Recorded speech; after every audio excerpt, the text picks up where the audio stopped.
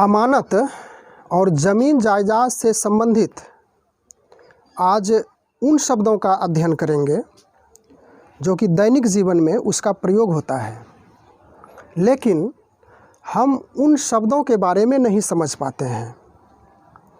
और वह शब्द इस प्रकार हैं: खतियान, खाता, खेसरा, मुटेशन जिसे दाखिल खारिज भी कहा जाता है, मुस्तकिल, गैरमजरुआ आम खास, जमाबंदी, शिकमी, कट के वाला जिसे सप्तिया के वाला के भी नाम से जाना जाता है, रजिस्टर 2। तो इन शब्दों के बारे में एक एक करके यहाँ पे चर्चा करते हैं। खतियान, भूस्वामी की पूरी ज़मीन का वर्णन एक जगह एकत्रित कर प्लॉट नंबर, चौहद्दी, रकबा, भूमि के प्रकार के साथ लिखित दस्तावेज़ को खतियान कहा जाता है। और इस दस्तावेज में जो अंक अंकित रहता है उसे खाता कहा जाता है।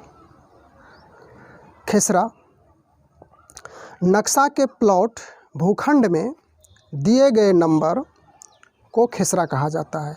इसे यूँ समझें,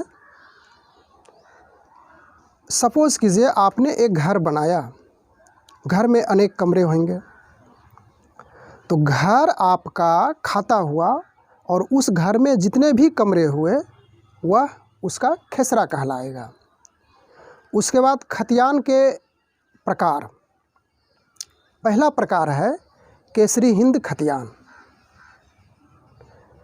वैसे खतियान जिस पे केंद्र सरकार के ज़मीनों का विवरण रहता है केसरी हिंद खतियान कहलाता है। दूसरा स्थान है जिला बोर्ड खतियान।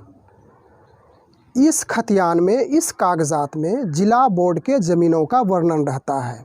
तीसरा रेलवे बोर्ड खतियान, रेलवे बोर्ड की संपत्ति का विवरण जिस कागज़ात में होता है वह रेलवे बोर्ड खतियान कहलाता है। चौथा गैर मजरुआ खास ज़मीन खतियान, यह वैसा ज़मीन है जो कि सरकार के अधीन होता है, सरकार के अंतर्गत आता है, लेकिन उस ज़मीन पर अधिकार कोई व्यक्तिगत रूप से कर रहा है और उसका उपयोग कर रहा है, तो उस ज़मीन का विश्लेषण, उस ज़मीन का वर्णन जिस कागज़ात पे होता है उसे गैर मजरुआ खास ज़मीन कहा जाता है। पाँचवा नंबर आता है गैर मजरुआ आम ज़मीन। गैर मजरुआ आम ज़मीन खतियान में सभी व्यक्तियों का अधिकार होता है। उसमें मंदिर, मस्जिद, खेलने का मैदान इत्यादि शामिल रहता है और उसका वर्णन इसी खतियान पे किया हुआ रहता है। छठा नंबर रैयती खतियान। रैयत यहाँ पे किसान को कहा जाता है और यह ज़मीन किसान के जोत आबाद दखल में हो, उस ज़मीन का विवरण जिस कागज़ात में होता है उसे रैयती खतियान। सातवां नंबर बकास्त मालिक खतियान।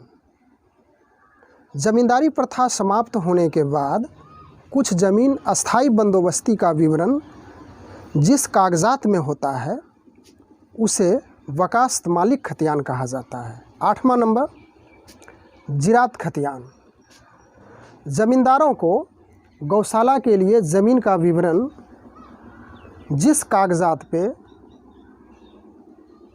होता है उसे जिरात खतियान कहा जाता है। नौवां नंबर कायमी खतियान। ज़मींदारी प्रथा समाप्त होने के बाद सरकार ने रैयतों को ज़मीन अस्थायी रूप से दे दिया था और उस ज़मीन का विवरण जिस खतियान में होता है उसे कायमी खतियान कहा जाता है। गोड़ियती खतियान। ज़मींदार अपनी धन संपत्ति की रक्षा के लिए चौकीदार, पहरेदार इत्यादि रखते थे। उसे काम के बदले पैसा ना दे करके ज़मीन ही दे देते थे और उसका विवरण, उसका वर्णन जिस खतियान में किया जाता है वह गोड़ियती खतियान है। इसके बाद दाखिल खारिज, यानी कि अंग्रेजी में से मुटेशन कहा जाता है।